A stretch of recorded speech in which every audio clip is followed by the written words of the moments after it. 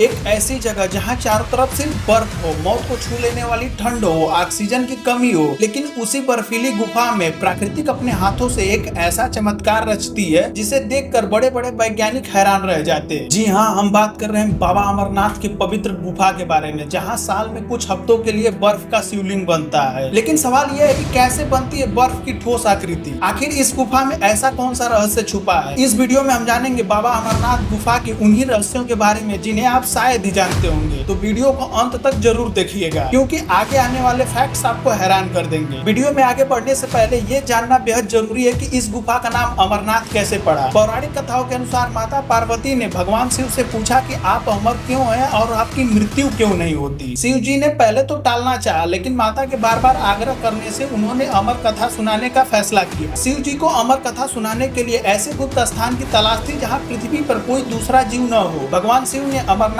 की इस गुफा को चुना। भगवान शिव ने इस गुफा में प्रवेश करने से पहले अपने गौड़ों, नंदी, चंद्रमा और सर्प को अलग अलग जगह छोड़ दिए ताकि कोई तीसरा इस कथा को न सुन सके। लेकिन क्या आपको पता है कि जब भगवान शिव ने अमर कथा सुना रहे थे तो उस गुफा के अंदर दो कबूतर मौजूद थे। उन्होंने अमर कथा को सुन लिया था, इसीलिए आज भी कुछ श्रद्धालुओं को गुफा के बाहर उन दोनों अमर कबूतरों का दर्शन होता है। अब बात करते हैं सबसे बड़े वैज्ञानिक रहस्य की। आमतौर पर बात करते हैं बर्फ की, वो सर्दियों और पहाड़ों पर जमती है और गर्मी आते ही पिघल जाती है। लेकिन अमरनाथ गुफा में बनने वाली बर्फ की शिवलिंग के साथ इसका उल्टा नियम चलता है। यहाँ जो शिवलिंग बनता है वो ठोस बर्फ का बनता है, लेकिन पहाड़ों पर मिलने वाली बर्फ भुरभुरी या फोम जैसी होती है। लेकिन सबसे हैरान करने वाली बात, जैसे जैसे गर्मियों का दिन नजदीक आने लगता है और तापमान बढ़ने लगता है, यह शिवलिंग अपने आकार से बड़ा होने लगता है और सावन महीने में अपने पूर्ण आकार 10 से 12 फुट तक पहुँच जाता है। वैज्ञानिक और भूवैज्ञानिक ने इस गुफा पर कई रिसर्च किए, लेकिन कोई आज तक सटीक प्रमाण नहीं दे पाया कि बिना किसी आर्टिफिशियल कूलिंग के इस गुफा के अंदर इतना ठोस बर्फ कैसे जमती है, वो भी चंद्रमा के घटते बढ़ते चक्र के साथ घटता बढ़ता रहता है। भक्तों के लिए यह शिवलिंग साक्षात महादेव का चमत्कार है और वैज्ञानिकों के लिए एक अनसुलझी पहेली। क्या आप जानते हैं कि दुनिया के सामने इस पवित्र गुफा अमरनाथ की खोज किसने की थी? आज हम जिस आधुनिक रास्ते से यात्रा करके अमरनाथ गुफा में जाते हैं, उसका श्रेय एक मुस्लिम चरवाहे को जाता है जिसका नाम बूटा मालिक था। 1850 के दशक में बूटा मालिक अपने भेड़ बकरियों को चराते चराते हिमालय के इन अनजान पहाड़ियों में निकल आया। घूमते घूमते वो एक साधु के संपर्क में आया। साधु ने उसे एक कोयले की पोटली दी। जब बूटा मालिक ने कोयले की पोटली घर ले जाकर खोला तो वो सोने में बदल चुका था। जब उन्होंने साधु महाराज को धन्यवाद देने के लिए वापस उसी जगह गए तो वहाँ साधु महाराज नहीं थे, बल्कि वहाँ एक विशाल गुफा था, उसके अंदर बर्फ की एक भव्य शिवलिंग दिखाई दी। तभी से बूटा मालिक के परिवार और स्थानीय लोगों ने इस यात्रा को पुनर्जीवित किया। आज भी अमरनाथ यात्रा में मिलने वाले चढ़ावों और व्यवस्थाओं में मलिक परिवार का एक खास हिस्सेदारी और परंपरा रही है, जो हिंदू मुस्लिम भाईचारे का एक बेहतरीन मिसाल पेश करती है। इस गुफा तक पहुंचना किसी चुनौती से कम नहीं। 3888 मीटर ऊंचाई पर स्थित इस धाम तक जाने के लिए दो मुख्य रास्ते हैं। पहला पहलगाम का रास्ता जो लंबा और सुगम है, दूसरा बालटाल का रास्ता जो छोटा है लेकिन बहुत ज्यादा खड़ी ऊंचाई और खतरनाक। यहाँ श्रद्धालुओं को लगातार बदलते मौसम, ऑक्सीजन की कमी, पहाड़ और मूसलाधार बारिश का सामना करना पड़ता है। फिर भी लाखों भक्त अपनी जान जोखिम में डालकर इस यात्रा पर निकलते हैं। इस यात्रा को सुरक्षित बनाने के लिए भारतीय सेना और सुरक्षा बल